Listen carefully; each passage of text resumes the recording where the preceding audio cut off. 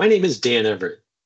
In 1997, my first child, Max, was diagnosed with autism. I didn't want it to be true, and I tried to deny it. But there came a moment when I couldn't deny it anymore. And in that moment, my fantasy of what fatherhood was going to be was crushed. It was like somebody stabbed me in the heart. And after that initial pain came a wave of terror and panic. I didn't know anything about autism. How was I going to be a good dad to Max? As sad, painful, and scary as that moment was, it was also one of the best moments of my life. It started me on a lifelong learning journey. And for nearly 30 years now, I've been studying how the brain processes information and makes decisions. I've learned and practiced multiple techniques for improving listening, self-reflection, and emotional regulation. You may have heard of some of the techniques that I've learned. Who's heard of active listening? With active listening, we listen to understand other people's point of view. What facts are they using? What assumptions are they making? Are their conclusions logical? Who's heard of empathetic listening? With empathetic listening, we're listening to understand how other people feel. What's their emotional tone and energy? What's their body language and their facial expressions? What might have triggered an emotional reaction? Now, while both active and empathetic listening helps us to understand others, we use them in that way with reflective listening, but we also use those same techniques to shift the focus to self-understanding. What's my point of view? What facts am I using? What assumptions am I making? Are my conclusions logical? How am I feeling? What's my emotional tone and energy? What am I feeling in my body? What might have triggered an reaction in me? So reflective listening helps us look inward so that we can reshape how we engage in the world. I like to think of it like a window. So if I'm inside my house and I'm looking through the window into my backyard, I can see Max and get some idea of what's going on outside with him. And then if I also look at the window, I can see my own reflection and get some idea of what's going on inside with me. Over the years, I've found it takes a lot of courage to listen to others, to use active and empathetic listening. But it takes even more courage to use those same techniques to listen to myself. The courage to be vulnerable and to see how I contribute to conflict and polarization. What if I'm wrong? To deepen my relationship with my wife, I had to look at my need to be right and how that was creating a barrier to intimacy. What's triggering my emotional reaction? My need to be right was fueled by this feeling of not being good enough. And that feeling of not being good enough was a program response from childhood, had nothing to do with the present situation.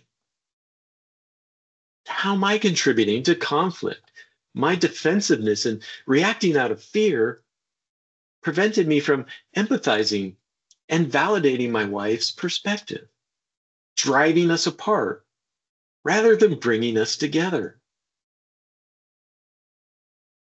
Most ideas of courage focus on bold action, right? We speak up against injustice. We fight for a cause. We stand tall in the face of external adversity. We tend to think of vulnerability as weakness and self-reflection as passive. But what if courage is also quiet? Reflective listening reframes courage both as speaking up and listening, defending and understanding, confronting external issues and internal issues. It takes a lot of courage to have this kind of vulnerability, to examine how my assumptions, biases, and emotional triggers are contributing to conflict and polarization. The courage of reflective listening isn't just about personal relationships. It's also about how we engage at work and in our communities. And we need this kind of courage today because we live in a time of increasing polarization and conflict. According to the World Economic Forum, social polarization and armed conflict are in the top 5 global risks for 2025. How we engage with each other, especially on social media platforms, is contributing to this increase in polarization. Social media algorithms are designed to keep us engaged in the platform. And one of the best ways to do that is to show me content that strengthens my current beliefs, and then show me content that makes me want to defend those beliefs. And the more I react to defend my beliefs, the more my neural pathways get programmed for reactivity. I've been caught up in the cycle. I see a social media post I disagree with. I write a response to prove them wrong without any real attempt to understand what they're saying. And I'm not even aware that I'm contributing to conflict and polarization because it's easier to see it in others than it is to see it in ourselves. But we need the courage to look at ourselves because that reactivity spills over from social media into our personal relationships, into our work, and into our communities. So how do we break free from reactive patterns of engagement? One technique I learned to help my son and I've used over the years is called the FLAR method. It stands for feel, right? Feel the physical sensations. Emotion creates energy in the body. And if you can feel that energy, it helps you notice you've been triggered. Then label the feeling, but use as few words as possible. I feel sad. I feel mad. I feel overwhelmed. Don't go into why, just name it. Otherwise, we tend to get stuck in the problem and the drama of the situation. And assess your reaction. Is it appropriate for the situation? Will this matter tomorrow, next week, next year? What other factors might be influencing my reaction? And then reframe your perspective. Was that person really trying to criticize me? Or were they trying to provide me constructive feedback? What alternative explanations might exist? And what would be an appropriate response based on those alternate explanations? Now, let me give you a personal example of how I've used the FLAR method. I call this the orange juice incident. So one morning, getting ready to leave for work, and Max is trying to pour orange juice from a big gallon jug, and he loses control and it spills everywhere. Like, oh God, why did you do that? I was going over to get some paper towels, and I could feel the frustration building. And Max said, I just wanted to be able to do it myself. That helped me pause and notice that feeling in my body and name it as frustration. Now, I did start thinking about hitting traffic and going to be late for work, but I caught myself before I got sucked into the problem and the drama. And I could see in the larger scheme of things, being late for work wasn't the end of the world. And that helped me reframe the situation as a learning opportunity. I showed him how to use one hand on the handle and the other hand on the bottom of the jug, and then balance the weight while he poured. So my ability to notice I was triggered and reframe the situation brought us closer together rather than driving us apart. Again, reflective listening is not just about personal relationships. So let me give you a professional example of how I've used the FLAR method. I call this one When Harry Met Sally. So we hired Harry and we transitioned some of Sally's work to Harry. But not long after that, there was a conflict that arose between the two of them. So using the FLAR method with them, we discovered that Sally was feeling undervalued.